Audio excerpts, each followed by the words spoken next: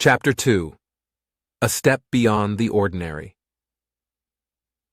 As Margot traversed through the winding streets of Larkin, the city seemed to pulse with an energy that was both invigorating and overwhelming. The cobbled streets were filled with a cacophony of sounds, the clatter of horses' hooves, the cries of merchants peddling their wares, and the laughter of children that rang through the air like a chorus of wind chimes. Margot's steps were buoyed by a sense of purpose and the knowledge that she was about to embark upon a journey few were fortunate enough to undertake. The Emporium loomed in her thoughts, its enigmatic reputation a tantalizing enigma that filled her with equal parts excitement and trepidation. As she turned a corner and saw the imposing building come into view, her breath caught in her throat. The Emporium's towering facade was adorned with ornate carvings and intricate ironwork that seemed to shimmer in the golden morning light. Its grand entrance, flanked by two imposing statues, stood like an open mouth, poised to swallow her whole. As she approached the entrance, the vast, heavy doors swung open, revealing the bustling interior of the Emporium. Margot hesitated for a moment, her heart hammering in her chest, before taking a deep breath and stepping across the threshold. The Emporium was an entirely different world, one that defied logic and seemed to stretch the boundaries of reality. Stalls upon stalls, alcoves, and hidden corners contained an array of items that spanned the mundane to the fantastical, everything from exotic spices and rare tomes to objects that seemed to defy the very laws of nature. Margot's eyes darted from one marvel to the next, her mind racing to catalog and make sense of the wonders before her. As she wandered deeper into the labyrinthine halls, she began to feel as if she were losing herself amidst the sensory overload. A sudden tap on her shoulder jolted her from her reverie. She whirled around to see a tall, slender man with wise, kindly eyes and a thin silver beard that reached down to his chest. Dressed in a fine, tailored suit, he carried an air of elegance and authority that left no doubt as to his importance within the Emporium's hierarchy.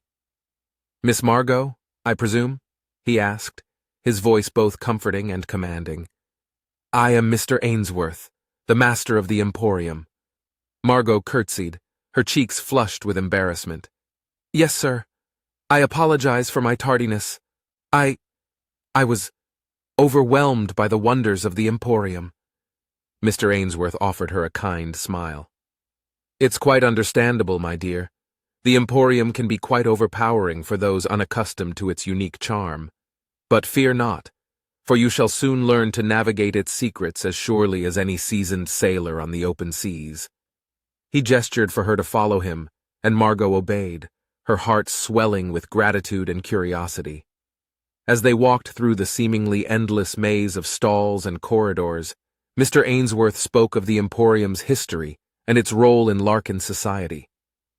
"The Emporium has been a part of this city for as long as Larkin has drawn breath," he explained. "It is a place where the extraordinary and the mundane coexist, where the borders between worlds begin to blur."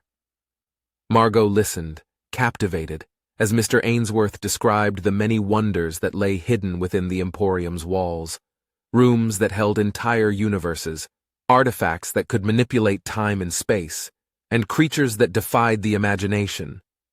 As they approached a large, ornate door, Mr. Ainsworth paused and turned to Margot, his eyes brimming with a solemn intensity. "Are you prepared, Miss Margot, to take on the responsibility of an apprentice within these hallowed halls? To step beyond the ordinary and into the realm of the extraordinary?" Margot hesitated for only a moment before nodding her head resolutely. "I am, Mr. Ainsworth. I am ready to embrace whatever challenges and wonders may come." With a nod of approval, Mr. Ainsworth opened the door, revealing a room that seemed to defy the very laws of physics. As Margot stepped inside, she felt as if she were crossing a threshold not only of the Emporium, but of herself, leaving behind the girl she had once been and stepping into a world of limitless potential and boundless wonder.